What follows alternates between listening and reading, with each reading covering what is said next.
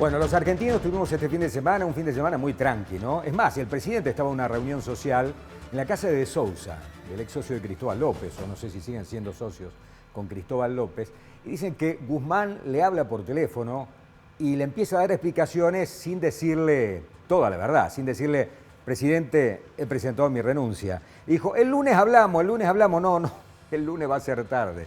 Era sábado, renunció Guzmán. El ministro de Economía, el que defendía a rajatabla al presidente de la Nación, de lo poco que le quedaba en el gabinete, puro, digamos, propuesto por él de alguna manera. Y para analizar este tema lo tenemos vía Zoom también a Jorge Colina de IDESA. Jorge, qué gusto, ¿cómo te va? ¿Qué tal? ¿Cómo están? Bien, muy bien. Bueno, ¿cómo lo viste? Predecible en el acto, en que en algún momento el ex ministro ahora se iba a cansar. Sí, sorpresivo que el sábado a la tarde, ¿no? Y más este aditamento de que fue cuando la vicepresidenta justo estaba hablando. Eso fue la nota de color, digamos, del tema. Pero no, yo creo que ya se sabía que en algún momento el ministro se iba a cansar. Ujú. Y después viene Batakis, ¿no? Se especuló muchísimo con algunos hombres que estaban más ligados al establishment o que podrían generar una mejor reacción en los mercados. Se habló de Marco Lavagna con la anuencia o el apoyo de su padre, se habló de Martín Redrado, se habló del equipo económico de Massa y finalmente en la taba salió Batakis. ¿Lo tenías vos o no? No, nadie lo tenía. Lo que pasa es que la gente no estaba apostando a algún nombre en especial, sino a darle un poco más de musculatura política a la alianza gobernante. Entonces, lo que sonaba más o menos bien es decir, bueno, si el presidente de la Cámara de Diputados y Massa toma cierta rienda, lleva profesionales que son conocidos y aceptados por los agentes económicos privados, gente que con mucha experiencia y arman un equipo, bueno, uno dice, podrían cambiar las expectativas en el mercado, pero eso no sucedió. Entonces, lo que sí pasó es que, bueno, el presidente le pidió a la vicepresidenta una opinión y, bueno, optaron por una figura que es mucho más afín para el kirchnerismo, Ujú. y que es, bueno, el actual ministra de Economía. Eh, y entonces ahí nacen todos los grandes interrogantes, o sea, bueno, ¿cómo va a seguir esto? Porque después además hay muchas contradicciones, el presidente habla con la nueva ministra, ambos dicen, seguiremos por el camino que estamos transitando. Ahora, ¿cuál es el camino? Porque o sea, el ministro Guzmán quería un camino, que el presidente no se veía muy convencido de ese camino, y es por eso que el ministro Guzmán se va. Y ellos dicen, no, vamos a seguir por el camino. ¿Por cuál camino? ¿Por el camino que quería el Guzmán o por el camino que no lo dejaron ir a Guzmán? Y esas son las grandes incertidumbres que hoy hay en el mercado. Bien, ¿y con qué expectativas todo esto, no? Porque esperaban que sea algo más en su discurso kirchnerismo puro, más radicalizado, sin embargo fue a poner paño frío, es decir, yo creo en el equilibrio fiscal, por ejemplo, y dijo algunas cosas que tranquilizaron un poco los mercados, ¿o no? ¿Cómo fue la reacción? Digamos, los mercados no se tranquilizaron, hasta diría más, reaccionaron benévolamente, porque podría haber sido peor, Claro. hasta ahora, ¿no? Hasta ahora. Pero digamos, cuando la ministra le dice, bueno, a mí me gusta el déficit, el de equilibrio fiscal, sí, claro, es para los modelos económicos, y yo estoy de acuerdo que hay que tener un estado equilibrado. El tema es que la alianza gobernante no está, parece que ella no piensa a ver que fue elegida para tener un equilibrio fiscal. Si, bueno, toda la ala más dura suelen decir de que el gasto es bueno, que el gasto es lo que trae los votos. Por otro lado, otra contradicción, se enojan cuando hay mucha inflación y no quieren aceptar de que el gasto desmedido, no financiable, es el que genera la inflación, que luego dicen que le va a hacer perder las elecciones. Entonces, el problema que estamos teniendo es que el ala dura del gobierno le duele la inflación y como piensa que eso le va a hacer perder las elecciones, quiere con el gasto público compensarle a la gente la inflación. Claro. Y al hacer esto, genera más inflación. Entonces es como un perro que se muerde la cola. Y fundamentalmente en la provincia de Buenos Aires, donde justamente Bataki fue ministra de Economía, ¿no? Allí se ganan y Sí, se pierden las elecciones. sí. Y ahí es donde la gente sufre los aumentos de precios y después puede llegar el gasto público a través de los planes. Por ejemplo, a los planes asistenciales los están ajustando con el salario mínimo legal y al salario mínimo legal lo suben para que suban los planes. Pero primero vienen los aumentos de precios y después vienen los aumentos de los planes. Y es lo mismo que le pasa a la gente, los trabajadores formales también, ¿no? O sea, cuando ellos van al supermercado, la bronca que les da el tema de que suben los precios, luego viene un aumento de salario, pero viene el mes que viene. Entonces, esto de querer perseguir la inflación con una supuesta mejora de los ingresos nominales de la gente, alimenta la inflación y no cambia el humor social, porque a la gente lo que le da bronca es que los precios suban. Bueno, de hecho, los precios ya se están moviendo, ¿no? Hoy desayunaba yo en la zona mayorista, con comerciantes de la zona mayorista, y todos decían, me llegó el 10, me llegó el 15, me llegó el 20, me llegó el 30, el 35, en algunos rubros, por ejemplo, papel, 30-35% de aumento. Es como que vamos haciendo un colchón por las dudas, nadie sabe dónde está parado, Jorge. No, y por ejemplo, a vos mismo te puede pasar que vos vas al supermercado y ves que el jabón que compraste la semana pasada está más caro, que el arroz está más caro, que el vino está más caro, que la cerveza está más cara. Y si alguien te dice, bueno, pero no te preocupes, porque el mes que viene te van a dar más ingresos por un salario o por un plan. Tal vez me va a venir a compensar algo, pero lo que a vos más te perturba es el hecho de que estás viendo que con los ingresos actuales los precios suben. Luego te compensarán algo el mes que viene, pero eso no va, no te cambia la mala percepción que te da una inflación que crece y crece. ¿Creíste en algún momento que existía la posibilidad, durante este fin de semana, tras la renuncia de Guzmán, de que se busque algún tipo de consenso para decir, bueno, tratemos de llevar el barco a buen puerto para llegar bien al final de mandato y después habrá elecciones y veremos qué pasa, o no? La mezquindad, la berretización de la política argentina no lo permite. Me da la impresión de que la alianza gobernante no sabe cuál es el puerto. Entonces, es como decir, che, bueno, estamos en el medio de alta mar. Vayamos al puerto. Bueno, ¿a qué puerto? ¿Al puerto de Cádiz, que queda en Europa, o al puerto de Nueva York, que queda en otro lugar? O sea, ese es el problema. O sea, me parece que incluso el ala más dura, que es la que responde a la vicepresidenta, no tiene muy claro cuál es el puerto que ellos quieren llegar. Ellos lo que quieren es no perder las elecciones. Ahora, ¿cómo se hace eso? Y como te decía recién, hasta incluso cae en la contradicción de decir, bueno, compensemos a la gente con más gastos por la inflación cuando eso genera más gastos. Entonces, definitivamente no tienen la brújula muy clara hacia cuál es el puerto que a ellos les gustaría llegar. Bien. La última, ¿qué crees que va a pasar en los próximos días? ¿Cómo termina esta semana? El dólar paralelo va a seguir subiendo. Como buena noticia se podría decir de que no pegue grandes saltos, pero va a seguir subiendo. Y el dólar contado con liqui también va a seguir subiendo. Y yo creo que los cimbronazos fuertes van a venir eh, en agosto, septiembre. En septiembre hay que renovar deuda pública por cerca de 1 billón de pesos, o sea, 1 millón de millones de títulos públicos del Tesoro. Y la última que tuvo Guzmán, que ellos dicen, bueno, logramos renovar, ya renovaron porque el Banco Central entró a comprar títulos del Tesoro. O sea, podemos llegar a una instancia en donde el Banco Central compra los títulos del Tesoro porque el mercado ya no los quiere. Y los que compraron del mercado le cobraron 80% de tasa de interés. Entonces, y eso hay que renovar ahí unos 300.000 millones, porque el otro se había reprogramado. Y ahora hay que renovar 1.000 millones, es mucho. Ahí es donde puede haber un cimbronazo fuerte. Jorge, recibo quincenalmente los informes de IDESA, están muy buenos, los leo y te quiero felicitar por el libro. Te decía fuera de cámara, fuera de micrófono, lo leí en el fin de semana XXL, el que hicieron con Osvaldo Giordano y ¿quién más? Había un tercer autor. Y Carlos Segiano. Que es de Villa María, ¿Segiano no es de Villa María? María. Es de Villa María, efectivamente. Una vacuna contra la decadencia, buenísimo. Buen diagnóstico y desde el sentido común algunas respuestas y algunas posibilidades, todo el mundo lo entiende. Me parece que es economía de alguna manera o respuesta para todo el mundo, para que todo el mundo lo pueda de alguna manera leer y entender, ¿no?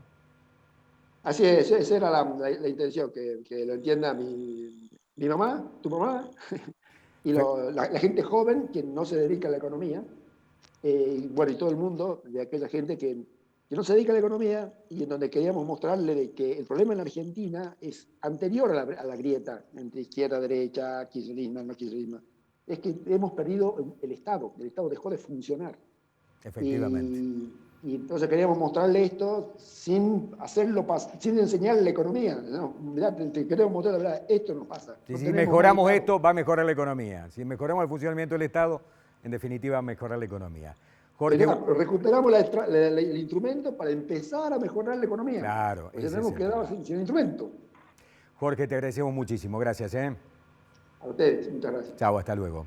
Jorge Colina de Idesa, entonces, desde Buenos Aires, hablando con nosotros. ¿Cómo vieron, che, el cimbronazo del fin de semana? Movido, la verdad. Movidito, ¿no? Tremendo, sí. Bueno, todavía estamos viendo cuáles van a ser las consecuencias de lo que sucedió, ¿no? Sí. Yo, de todas formas, hay algo que rescato, ¿no? Hace un mes que Cristina y Alberto no se reunían. Bueno, tuvo que pasar todo lo que pasó, pero... Se reunieron 2 o 3 veces. Sí, claro. Vamos a ver cuáles son las consecuencias exacto, de las reuniones. Sí, ¿no? y cómo se soluciona esto, que lo decías vos, el aumento de precios, las fábricas que no entregan, muchas fábricas no saben a cuánto vender. No. Directamente dije, muchachos, para empezar un 30. En algunos rubros, después vemos, no sabemos. O vas a comprar, qué sé yo, cemento. Y te dicen, llévalo. Te firmo, 10 bolsas, no sé cuánto vale. Nada tiene precio, no hay precios de referencia. ¿Cómo lo viviste, Diego? Y a mí me genera mucha desesperanza, me cuesta tener expectativas positivas de partir de la base de que creo, o por lo menos esto refleja, que la vicepresidenta piensa que hay que poner en marcha distintas medidas para llegar al objetivo que a lo mejor coinciden con Alberto Fernández, pero claramente Alberto y su gente piensan que se llega de esa forma con otros caminos, con otras medidas. Como un juego de la boca, ¿no? Claro. Tiene varios caminos para llegar a ella. Y sobre todo teniendo en cuenta que se trata de una vicepresidenta muy poderosa, muy popular. Entonces veo que pueden cambiar los nombres y demás, pero eso es lo que a mí me alarma. Estamos hablando de los precios, el aumento de los precios. Y vamos a ver qué dice la gente del Centro de Almaceneros. Vanessa Ruiz, te tengo allí en el Zoom. ¿Cómo te va? ¿Qué tal? Buenas noches. Hola, muy buenas noches, Beto. Un saludo a todo el equipo y, por supuesto, a todos los televidentes. Un gustazo, como siempre, estar contigo. Bueno, che, ¿cómo lo están viviendo? Hoy decían, el sector mayorista, estaba hablando con los muchachos y me decían todos 10, 20, 30, cualquier precio. No hay precios. El que tiene está estoqueado o no quiere vender. No se quiere desprender porque no sabe cuando lo tenga que reponer cuánto va a valer. Bueno, hemos tenido un inicio de semana muy conflictivo, ¿no? Y sobre todo lleno de incertidumbre. Acá con la diferencia que es el centro comercial minorista, el que no tiene mucho stock y el que no tiene mucha espalda, ¿no? Vimos a partir de ayer y en las primeras horas cómo algunos comercios no han abierto sus persianas. Bueno, este es el caso contrario. El comercio minorista tiene que abrir sus persianas, ¿no? Si no genera ninguna venta, escasean sus ingresos y hay que afrontar una serie de pagos y de incrementos que hay que seguir trabajando. Casualmente, con incrementos iniciamos la semana. Lo primero que llega a la mañana del día de ayer fueron lácteos y panes con el mismo precio de lo que teníamos la semana pasada. Pero con el discurrir de las horas, ayer nos tomamos todo el día para hacer relevamientos, incluso hoy también, y bueno, comenzaron a llegar estos incrementos oficiales. Estamos con pastas frescas, un 10% de incremento, toda la línea de galletas, 12% de incrementos.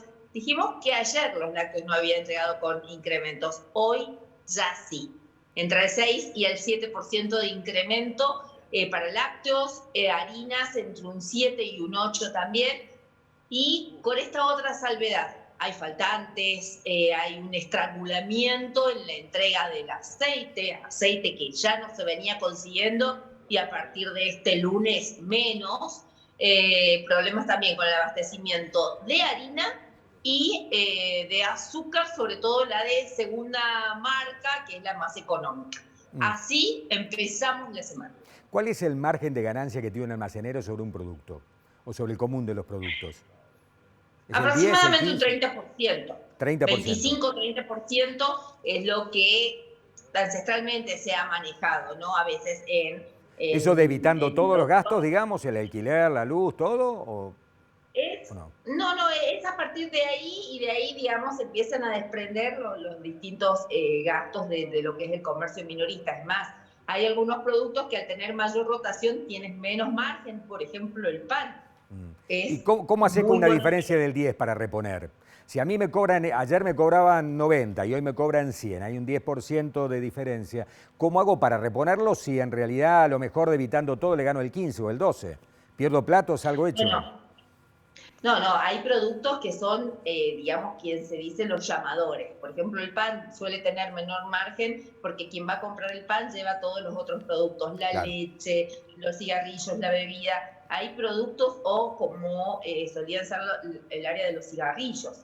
Bueno, hay productos muy puntuales que son más bien llamadores de otras y nos hacen llevar a otros productos cuando ese negocio puntual tiene esos productos. Pero bueno, este contexto de alta volatilidad, de altísima incertidumbre, perjudica, por supuesto, al comercio minorista. Podemos incurrir en que hoy vendemos un producto y que mañana no lo podamos reponer. En esto, ¿no? De que lo vayamos incluso a vender o, bueno, con nuestros márgenes que pierdan abismalmente frente a la reposición o a estos nuevos precios que están llegando. Esto es algo... ¿Viste como dice la noticia en desarrollo? Bueno, esto es lo que está sucediendo. Y hasta este nuevo aumento, ¿cuánto habían aumentado los productos de la canasta básica desde el comienzo del año hasta ahora? Sin contar este aumento último. Sí, estamos terminando de elaborar nuestro informe, que va a ser muy similar a los números que han sido en el mes anterior, y si cuantificamos desde enero hasta junio incluido, íbamos a estar rondando en casi un 41% de canasta básica alimentaria. Bueno, sabemos perfectamente que en 6 meses muchos de los ingresos de las familias no se están recuperando a esta velocidad, y es ahí cuando comienzan, ¿no?, estas brechas, estos cambios de hábitos de consumo, estas pérdidas de consumos, porque bueno, principalmente los alimentos van sumamente rápidos en los incrementos y los ingresos van quedando cada vez más retrasados, lamentablemente. 100.000 pesos para no ser pobre, ¿no? Una familia tipo. 100.000 pesos para no caer en la pobreza. 105.000 era para el mes anterior. 105.000. Veremos la actualización de este mes. Bien. Vanessa, como siempre, muchísimas gracias. Muchísimas gracias y muy buenas noches. Gracias. Vanessa Ruiz del Centro de Almaceneros, entonces, hablando con nosotros también. Bueno, aumenta la cosa, ¿no? ¿Aumenta en una ciudad turística, aumenta más aún por ser una ciudad turística o más o menos? Y es relativo. Por ejemplo, en el caso de Carlos Paz, se vienen las vacaciones de invierno, que lo hablamos el programa pasado, y hay como una decisión de los empresarios hoteleros y gastronómicos de tratar de mantener los precios. Bueno, por supuesto que esto fue antes de todo esto que estamos hablando, digamos. Hay que ver cuánto de ese margen de ganancia que decía, por ejemplo, Vanessa o lo que hablaba Jorge, están dispuestos también a negociar en pos de tratar de mantener unas vacaciones de invierno relativamente competitivas. Están esperando que haya arreglos de juego clara. ¿Villa María es una ciudad cara o es una ciudad con precios medianamente acomodados en relación a Córdoba Capital, por ejemplo? No tengo presente, Beto. Sí, está, porque además hay un centro estadístico. Claro que tu mujer se la compra en tu casa. Hay un centro estadístico en la ciudad que maneja, que tiene datos propios, siguiendo los parámetros del INDEC, y muestra que es una ciudad que está mucho mejor que el resto. En algún sentido se podría decir que es una isla, con un nivel de pobreza del 21%, que bastante más bajo que el resto, que el Gran Córdoba, que Río Cuarto y demás, lo que no quita que haya asimetría bastante profunda. Está muy linda Villa María.